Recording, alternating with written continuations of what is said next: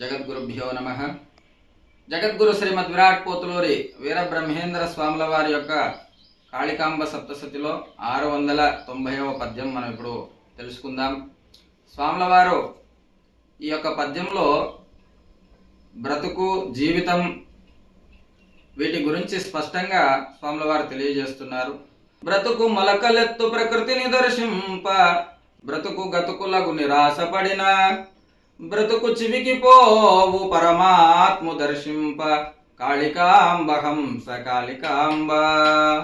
స్వాముల వారు ఈ పద్యంలో జీవనం, మనిషి బ్రతికే విధానం అనేటువంటి విషయము, అంటే పరమాత్మను మనం దర్శిస్తే ఏం జరుగుతుంది అనేటువంటి విషయాలన్నీ కూడా ఈ పద్యరత్నావళిలో చాలా స్పష్టంగా తెలియజేశారు వీరబ్రహ్మేంద్ర స్వాముల వారు. బ్రతుకు గురించి చాలా చక్కగా చెప్తా ఉన్నారు. అంటే మానవీయ జీవనం అనేటువంటిది, దాన్ని సూక్ష్మంలో చెప్పాలంటే బ్రతుకు అంటాం మనం. ఈ బ్రతుకు అనేటువంటి పదంతో చాలా స్పష్టంగా చెప్పారు. బ్రతుకు మొలకలెత్తు, బ్రతుకు అనేటువంటిది మొలకలెత్తుతూ ఉంటుంది. అంటే ఈసారి బతికినాం మనము, ఈ జన్మలో మనం ఏం చేస్తాము అంటే పాపపుణ్య కర్మలు చేస్తాం. అంటే పూర్వజన్మ చేసినటువంటి పాపపుణ్య కర్మలను అనుసరించి జన్మ వస్తుంది. క్షీణే పుణ్యే మర్త్యలోకే అని, అంటే పుణ్యం క్షీణించడం వల్ల ఈ భూలోకంలోకి వస్తామని కదా శాస్త్రం చెప్తా ఉంది. కాబట్టి పుణ్యం క్షీణించడం ద్వారా మనము ఇక్కడ మానవ జన్మ ఎత్తున్నాం. ఈ మానవ జన్మ కూడా దుర్లభమైంది అని చెప్పి శంకరాచార్య స్వాముల వారు వివేక చూడామణిలో స్పష్టంగా చెప్తున్నారు. మరి ఈ బ్రతుకు అనేటువంటిది వీరబ్రహ్మేంద్ర స్వామి వారు స్పష్టంగా చెప్తున్నారు బ్రతుకు గురించి. బ్రతుకు మొలకలెత్తు ప్రకృతిని దర్శింప, ఇదంతా చూడటం కోసం, ఈ ప్రకృతిని అంతా చూడటం కోసం, ప్రకృతిని చూడటానికి ఇదంతా కూడా మొలకలెత్తుతూ ఉంటుంది.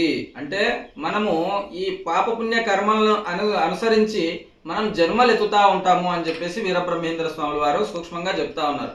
బ్రతుకు మొలకలెత్తు ప్రకృతిని దర్శింప, ఈ ప్రకృతిని అంతా కూడా దర్శించడానికి ఈ బ్రతుకంతా వస్తూ ఉంది, మనకు ఈ మానవ జన్మ వస్తూ ఉంది. కాబట్టి ఈ మానవ జన్మ మరి ఎట్లా మనం సార్థకత చెందించుకోవాలి అనే దాని గురించి చెప్తా ఉన్నాం.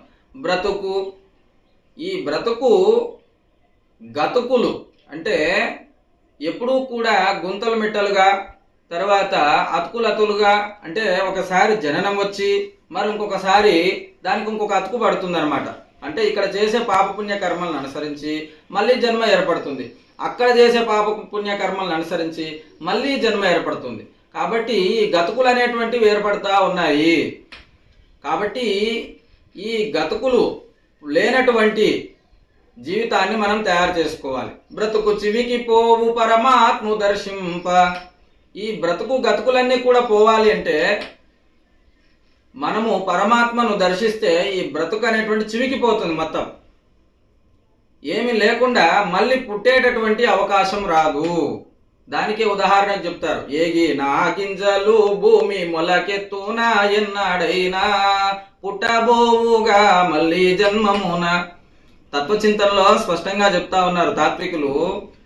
వేయించినటువంటి గింజలు భూమిలో వేస్తే మొలకెత్తవు, అట్లాగనే పరమాత్మను దర్శిస్తే చాలు మనకు ఈ జన్మ మళ్ళీ పుట్టబోదు. కాబట్టి ఈ జనన మరణాల నుంచి మనం తప్పించుకునేటటువంటి విద్యను మనం నేర్చుకోవాలి అని వీరబ్రహ్మేంద్ర స్వాముల వారు ఈ పద్యం ద్వారా తెలియజేస్తూ ఉన్నారు.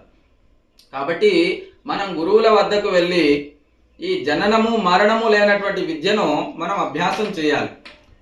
ఆ అభ్యాసం చేయటం కోసమే వీరబ్రహ్మేంద్ర స్వాముల వారు ఈ పద్యాన్ని మనకు సూచించారు. కాబట్టి మాయలో పడకుండా ప్రకృతిని అంతా కూడా తెలుసుకొని ఈ ప్రకృతి బంధంలో మనం ఇరకబడకుండా మనము ప్రకృతి నుంచి బయలుపడి బ్రహ్మాన్ని తెలుసుకునేటువంటి ప్రయత్నం మనమంతా చేయాలి.